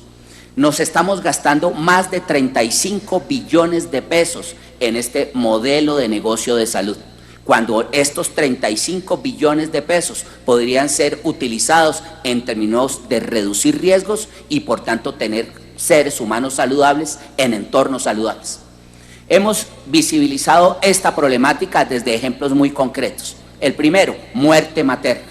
El año pasado en Colombia, 477 mujeres embarazadas murieron. Murieron más mujeres embarazadas que hombres en la guerra. Mujeres que debiesen vivir, mujeres que estaban en el momento más bello y especial de su vida, cuando tienen una vida dentro de su vida. Y esa responsabilidad del Estado para proteger a la mujer embarazada no se ha adelantado con suficiencia y responsabilidad. Por eso, y a través de nuestra bancada, incorporamos en el Plan Nacional de Desarrollo que la mujer embarazada tiene que ser atendida con enfoque de derecho humano. Pero además de eso, le visibilizamos al país que hoy tenemos 400.000 enfermos por chikungunya, producto de un vector al cual no se le hace control, que ha significado una sobrecarga a los servicios por falta de acciones preventivas y control de vectores, lo que visibiliza la complejidad del sistema. Muchas gracias. Bueno, quiero hacerles una pregunta. No sé si alguno de ustedes tiene deseo de participar sobre el tema de salud o si pasamos a Bogotá. ¿Pasamos a Bogotá? Listo, bueno. Yo creo que el tema en Bogotá, uno de los tantos, es la construcción del metro. Y Angélica, usted ha sido activa diciendo que a Bogotá le están haciendo conejo con el metro. ¿Quién le está haciendo conejo y cómo le están haciendo conejo? Bueno, estamos en época electoral y necesitamos que la gente en Bogotá no caiga otra vez en la trampa que cada 4 años nos tienden en campaña, y aquí está nuestro futuro alcalde Carlos Vicente. Y es que siempre nos dicen o Transmilenio o metro, punto. Eso es un falso dilema, Cecilia. Es cierto que ambos cuestan y es cierto que las finanzas públicas tienen que planearse bien, pero ese falso dilema sirve para ganar elecciones, pero no para que la ciudad prospere. Le están haciendo conejo a Bogotá con el metro el gobierno nacional, el presidente Santos, ante todo ellos. ¿Por qué razón? La nación en su momento financió el 95% del metro de Medellín. ¿Sabe cuánto costó ese metro en plata de hoy, traída en precios de hoy? 6.761 millones de dólares. ¿Y sabe cuánto cuesta el de Bogotá? 400 millones menos. En plata de hoy, según los estudios que son los más actualizados y detallados, 6.356 millones. Pero para Medellín sí hubo plata, 95% lo puso la nación. Una buena parte, 60% en donación y un 35% en un préstamo de largo plazo, a 80 años. Bien por Medellín, porque es que Medellín es ejemplo y tiene toda una red intermodal, tiene metro, tiene tranvía, tiene un sistema de buses, porque se ha invertido en ello. Bien por Medellín. Bogotá, usted sabe que pone más del 25% del presupuesto del país, pero para Bogotá no hay plata. Ah, no. Para Bogotá, consígase la plata ya en el corto plazo y eso es muy caro y entonces empezamos aquí a recortar. Entonces nos propone el director de Planeación Nacional que le recortemos, que hagamos 6 kilómetros menos, es un proyecto de 29 kilómetros, bajémoslo, achiquémoslo, no una cosa chiquita de segunda, para bogotanos de segunda, no. Bogotá tiene unas finanzas robustas que con una buena planeación puede asumir. Entonces lo primero es que el conejazo que hizo el presidente Santos, entregó un cheque chimbo al presidente Petro, al alcalde Petro, que por el afán de entregar algo, se prestó para ir a recibir un cheque chimbo. Entonces la otra parte del conejo la pone nuestro alcalde de Bogotá, porque él ha hecho un esfuerzo infinito, ha logrado unos estudios detallados, pero por el afán de este año se abre la licitación, falso. Ayer ya salió el director del IDU a decir, no, este año no se puede, obvio que no se puede abrir una licitación de metro porque todavía no hay una planeación financiera. El alcalde Petro ha adelantado en el sentido correcto, intermodalidad, una red de trenes de cercanías articuladas hacia Faca, hacia el norte, con todo el fortalecimiento de bicicletas, buses SITP, pero el alcalde tiene muchas ganas de entregar algo, pero va a dejarnos, entrega su mandato en 6 meses, sin una institucionalidad de metro. El cupo de endeudamiento que aprobó el Consejo, pues esta es la hora que desfinanció las obras para las que fueron aprobadas, para dejarla para un metro que tenemos que avanzar, pero está en el aire. Entonces el alcalde Petro tiene un buen enfoque, pero está dejándonos sin las obras planeadas ni contratadas y con la plata entre el bolsillo y con el riesgoso afán de gastárselos, ¿no? Contratemos, compremos predios, lo que sea, y pues el orden de los factores sí altera el producto. Entonces esa es una alerta que hemos hecho sobre el metro. Muchas gracias, Angélica. Bueno, también sobre Bogotá, para que pasemos a nuestro último tema.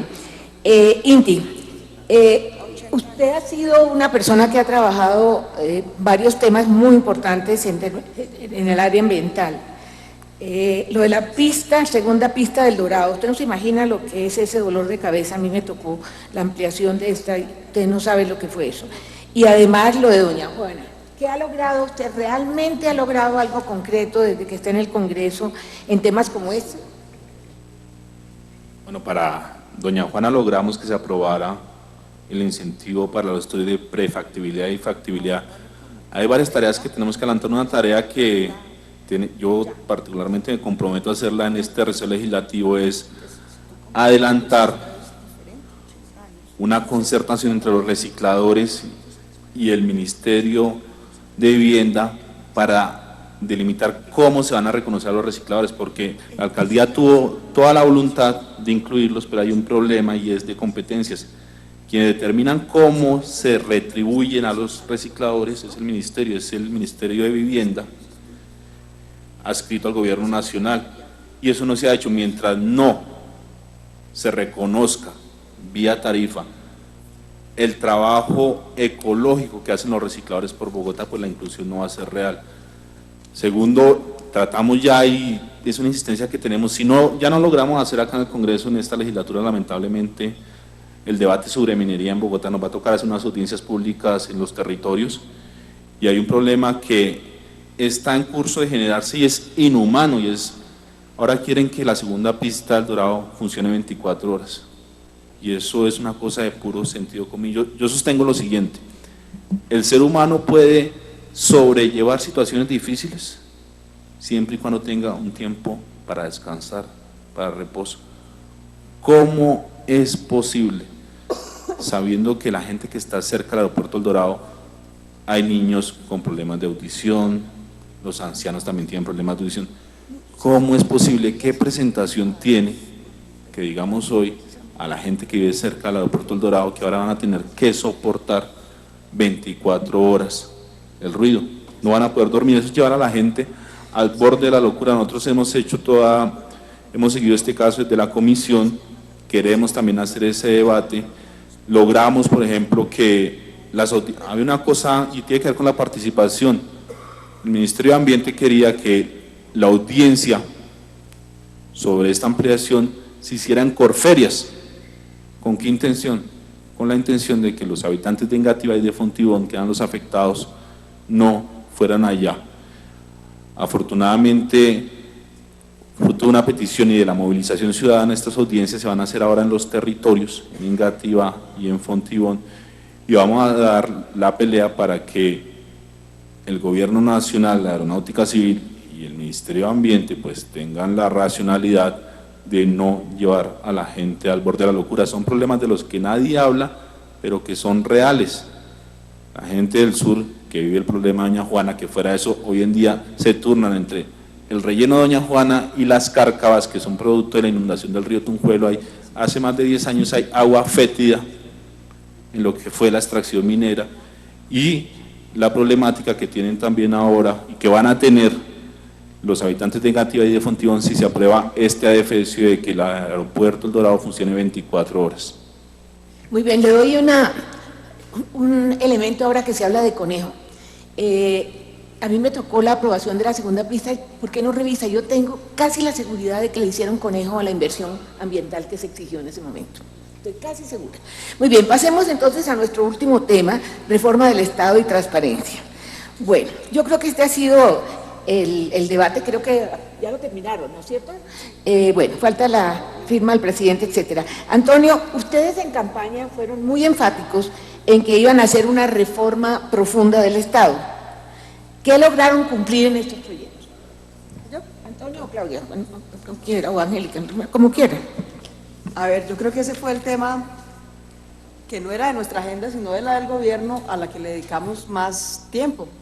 Angélica y yo fuimos ponentes, porque ambas estamos en comisión primera, que es donde se tramitó la reforma de equilibrio de poderes, que evidentemente no es pues la gran revolución de reforma del Estado, ni de democratización.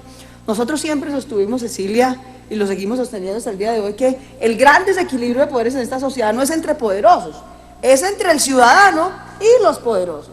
Una reforma que merezca el nombre de equilibrio de poderes debería darle poder al ciudadano para que controle al poder público, a los congresistas, al presidente, a los alcaldes. Esta reforma no tenía una coma sobre ese tema, porque la visión del gobierno es muy distinta. Al gobierno no le interesa darle poder al ciudadano, lo que le preocupaba pues eran los ajustes de cuentas entre poderosos. Y ahí hay algunas cosas importantes. ¿Qué sacamos adelante para responder a tu pregunta? Cuando nos posesionamos en este Congreso el 20 de julio, radicamos 4 proyectos de ley. 3 de ellos de reforma a la Constitución. ¿Qué queríamos? Queríamos eliminar la reelección presidencial, que creíamos que había sido un desastre para Colombia. Los 2 presidentes que la pudieron usar, Santos y Uribe, abusaron del poder, compraron votos, usaron mermelada, concentraron poder. Fue un desastre. Realmente en teoría, digamos, tener periodos cortos y una reelección sonaba bien, pero fue tal el abuso y la concentración de poder en el Ejecutivo que propusimos eliminar la reelección. Lo logramos en esta reforma de equilibrio de poderes, acompañamos en esa propuesta al gobierno. Segundo, propusimos eliminar la puerta giratoria y el yo te elijo, tú me eliges, que se ha prestado para un clientelismo absurdo, sobre todo en la rama judicial, que necesitamos proteger como un tesoro. La justicia es un patrimonio público. Si la gente pierde confianza en la justicia, que no confía en los congresistas, vaya y venga, pero que no confía en sus jueces, eso sí acaba por completo la democracia. Y ese clientelismo estaba pervirtiendo la rama. Logramos eliminar la puerta giratoria, el yo te elijo, tú me eliges y otras prácticas que propiciaban clientelismo en la rama judicial. Tercero, nuestra lucha contra la corrupción es imbatible y es un compromiso primordial, tanto como el de la paz. Queríamos imponer una cosa que habíamos logrado como ciudadanas hace unos años, y era que se impusiera la sanción de silla vacía, que los partidos no puedan reemplazar en las corporaciones públicas a quienes resultan condenados por vínculos con ilegales. Pues bien, queríamos la misma sanción, pero para aquellos que son condenados por corrupción, que es un delito igual de grave pues al narcotráfico o aliarse con ilegales. Lo logramos también en esta reforma, de manera que 3 de nuestras 4 iniciativas quedaron incorporadas, pero tuvimos 3 logros adicionales, que fueron cosas que propusimos en el trámite de la reforma de equilibrio de poderes y las logramos sacar adelante. La primera, yo creo que la más importante, que los partidos pequeños, como la Alianza Verde, como el Polo Democrático, como Maíz, como otros partidos pequeños, podamos hacer coaliciones para listas a corporaciones públicas, porque pasa una cosa muy absurda, Cecilia, y es que podemos hacer una coalición para apoyar a un candidato en conjunto en una alcaldía, pero no podemos ir en una lista unificada al Consejo. Entonces nos toca unirnos en la alcaldía y competir a codazos en el Consejo. Eso es muy loco. Aquí con esta reforma, que además es de aplicación inmediata, podremos hacer coaliciones incluso para las elecciones del próximo octubre. Yo creo que eso nos da una garantía y una ayuda a los demócratas de las regiones que estamos tratando de luchar contra maquinarias regionales muy poderosas. Lo segundo que logramos, que se incorporaran los principios de paridad, alternancia y universalidad para fortalecer la participación política de las mujeres. Hubiéramos preferido que esos tres principios tuvieran aplicación inmediata, es decir, que pudieran regir desde las elecciones del 2018, porque requieren una reglamentación.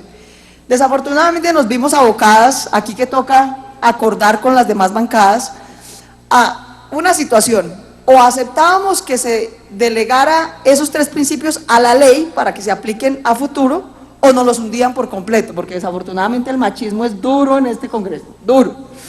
Preferimos de común acuerdo ponernos de acuerdo con todas las bancadas, que no sea aplicación inmediata, que lo reglamente una ley, pero por lo menos ya en la Constitución quedaron contemplados estos tres principios que fortalecerán la participación de las mujeres. Eso quiere decir que ojalá el 2018, entre el 2018 y el 2022, deberemos lograr una ley en este Congreso que suba la cuota del 30 al 50%, que seamos uno y uno. Competimos en igualdad de condiciones, las mujeres nunca hemos pedido una ventaja, lo único que queremos es igualdad de condiciones para competir. Ese fue nuestro segundo gran logro. Y el tercero está relacionado con el tema de justicia, que lo va a explicar Angélica. La idea es, ¿qué hacemos para mejorar la escogencia de los funcionarios de la rama judicial y de los organismos de control? Sí.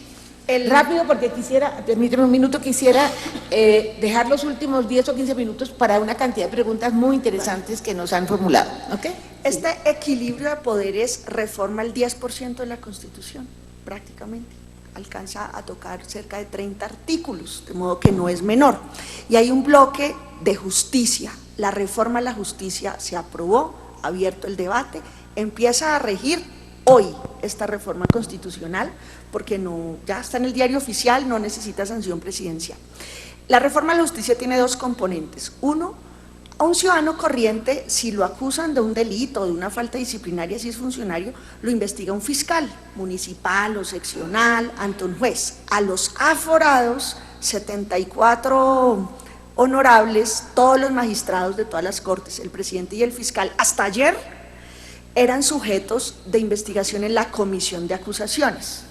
También hago parte de esa comisión con la generosidad de la bancada verde y del Polo Democrático, representando a los dos partidos somos 15 integrantes.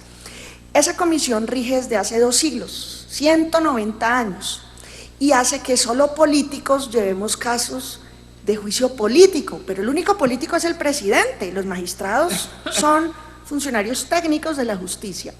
Lo que cambia de fondo este equilibrio de poderes es: no señor, juicio político solo para el presidente, el resto ante un tribunal, ante una comisión de aforados, que serán 5 personas con la misma calidad, requisitos, trayectoria de los magistrados de la Corte Suprema. Ante ellos es que se deben presentar las denuncias por cualquier asunto que un ciudadano tiene derecho a presentar. Y si ellos encuentran mérito en lo penal, acusan ante la Corte Suprema de Justicia. Esto es un cambio radical, profundo, que sacamos adelante. Le voy a contar una infidencia a los colombianos, con el apoyo de la oposición. Con el Centro Democrático todo el tiempo tenemos discusiones de fondo y algunas insalvables, por ejemplo en torno a la paz. Pero con el Centro Democrático sacamos adelante esto. En la Unidad Nacional, que todos allá hay una montonera gigantesca, una coalición de 205 congresistas, mucha mermeladita y tal, querían hundir desde adentro. El presidente Santos está durmiendo con el enemigo, le querían hundir la reforma a la justicia. Con honor digo que la Alianza Verde fue protagonista en salvarla, en sacarla adelante, en torno a esto de aforados. Y la otra pata es la reforma a la administración de justicia, la nueva administración de la rama histórico. Dejó de ser una administración de cúpula, de solo los presidentes de las cortes. Entra la base, entra un delegado de tú a tú con los presidentes de las cortes, un delegado de los 25.000 funcionarios de la rama judicial, los que están en baranda, los que están en contacto con el usuario de la justicia, con el ciudadano, y otro representante por los 5.500 jueces de base, de medio, magistrados de tribunal. Esto es una composición distinta que debe surtir efectos en la práctica de velocidad, de pertinencia en la administración de justicia cotidiana. Lo que la gente quiere no es un proyecto lejano por allá para los poderosos, sino, ¿cómo me mejora la justicia en lo concreto? Muchas gracias, Angélica. No sé si Antonio quiere hacer algún comentario sobre este proyecto de ley. ¿Quieres decir algo? Simplemente decirte, está bien que los jueces de las altas cortes tengan jueces, porque si tienen jueces, pues van a tener que medir mejor sus decisiones. Hoy no tienen jueces porque la Comisión de Acusaciones de la Cámara en su historia no ha juzgado a nadie. Le quitó los derechos al general Rojas Pinilla por el año 1957 y absolvió al doctor Ernesto Samper hace unos años. No ha hecho nada más en toda su historia. De manera que lo que hace este proyecto, entre otras cosas, es que los jueces tengan jueces. Muy bien. Vamos a usar los últimos minutos que nos quedan contestando preguntas que vienen de ustedes. Empecemos por Inti. ¿Cuál es su postura frente a las zonas de interés de desarrollo económico SIDRES? Yo creo que todos tenemos mucho interés, en especial, esto es muy importante para los llanos. ¿Cuál es la información que nos puede dar sobre esto y por qué se considera tan nociva? Rechazo total y tajante lo que son las SIDRES. ¿Qué son las SIDRES? Son unas zonas que va a decretar el gobierno en la cual básicamente se va a poder hacer una contrarreforma agraria. Todos sabemos cuál es el origen del conflicto colombiano. El origen del conflicto colombiano es la acumulación de la tierra, el latifundismo. La tierra en manos de unos pocos y una cantidad de campesinos queriendo trabajar y no teniendo tierra para hacerlo. Este proyecto hace eso.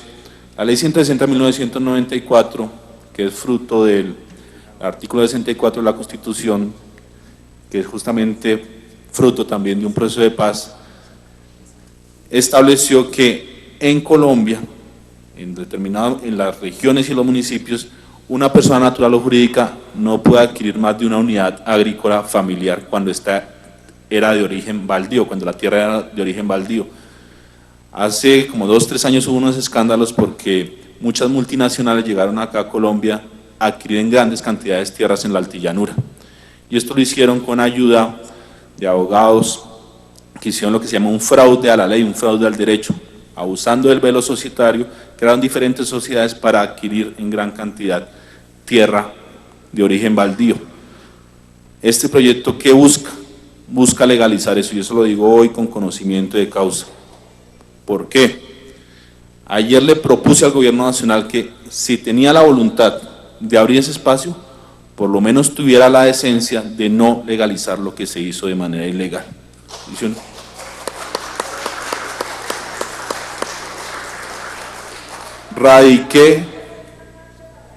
Radiqué una proposición que supuestamente iba a tener ahora el gobierno, en el que se decía claramente que las zonas SIDRES no se podía hacer o darle una autorización a quienes habían acumulado baldíos violando el artículo 72 de la ley 160 de 1994, y el gobierno no lo aprobó.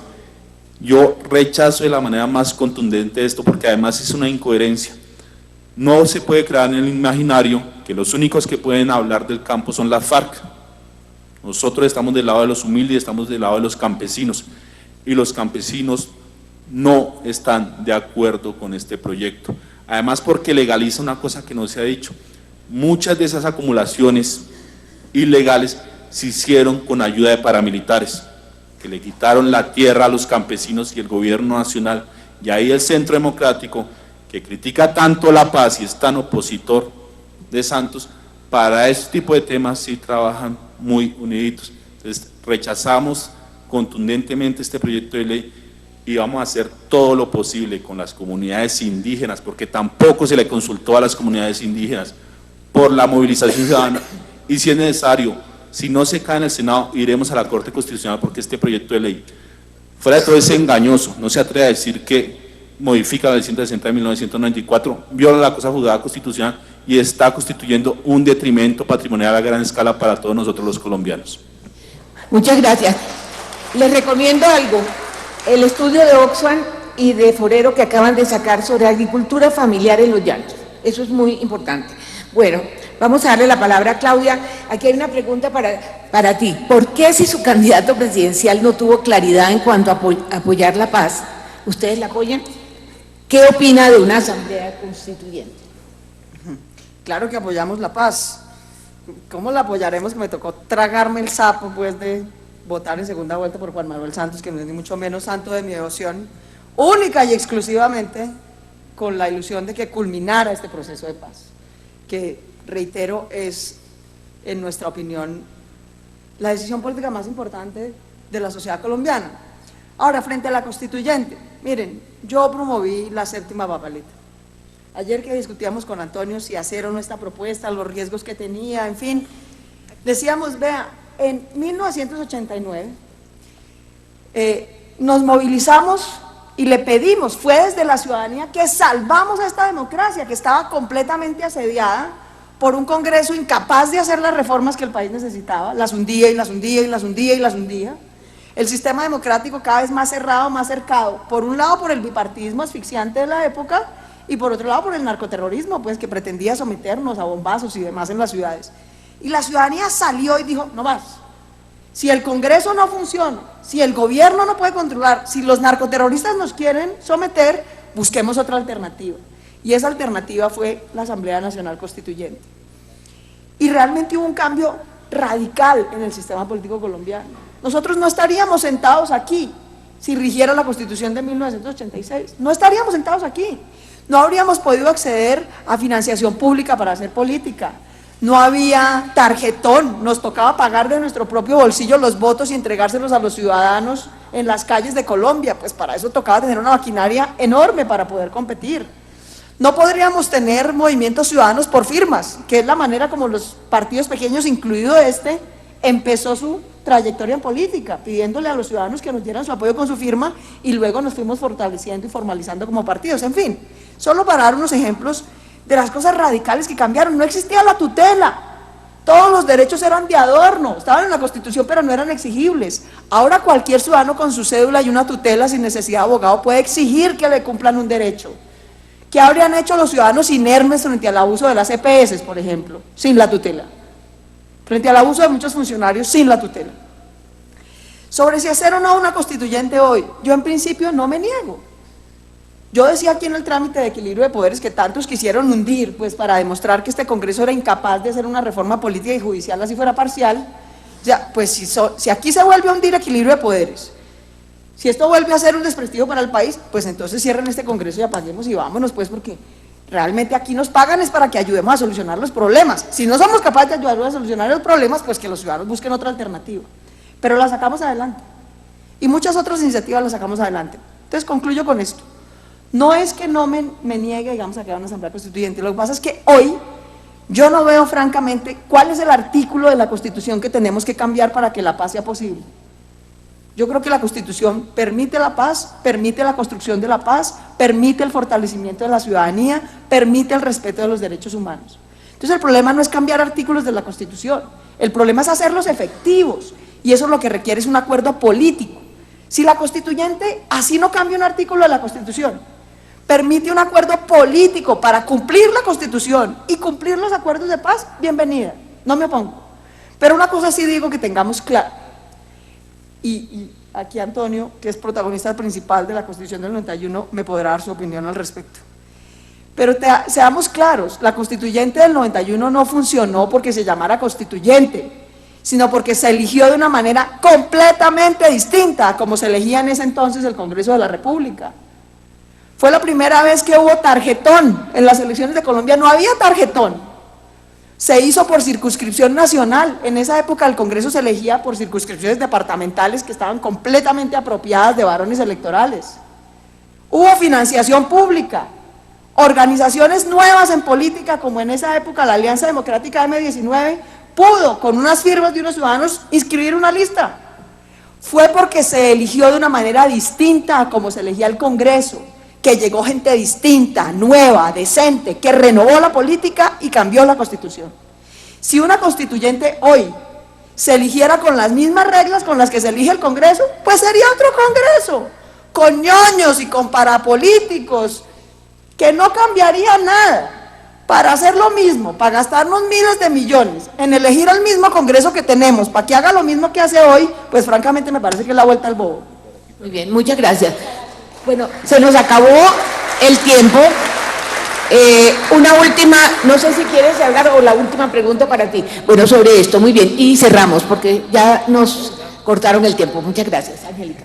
La constituyente no es una bienvenida a las personas que dejan las armas. Aquí en los 90 hubo una confluencia, un proceso social en el que procesos de paz exitosos con gente como la que me honra estar, como Antonio, se construyó una constitución distinta por los elementos que dijo Claudia. Esto no puede ser para darle gusto a Uribe y para darle gusto a las FARC, ¿no? La constitución que tenemos, qué modificaciones necesita, pero no puede ser un acto protocolario con el proceso de paz, para eso no es. Muy bien, muchas gracias. Muy bien, quiero darle en nombre de los representantes y del Partido Verde, muchas gracias a todos y todas. A aquellos televidentes que van a tener la posibilidad de ver el programa completo, gracias por estar atentos a este foro. Los que estén interesados en conocer con mayor detalle los informes de los congresistas, la página web donde se encuentra es www.alianzaverde.org.co. Yo creo que este es un ejercicio supremamente valioso. Creo que es muy importante que la ciudadanía siga el trabajo de sus elegidos y esperamos que dentro de 6 meses podamos repetir este ejercicio. Muchas gracias.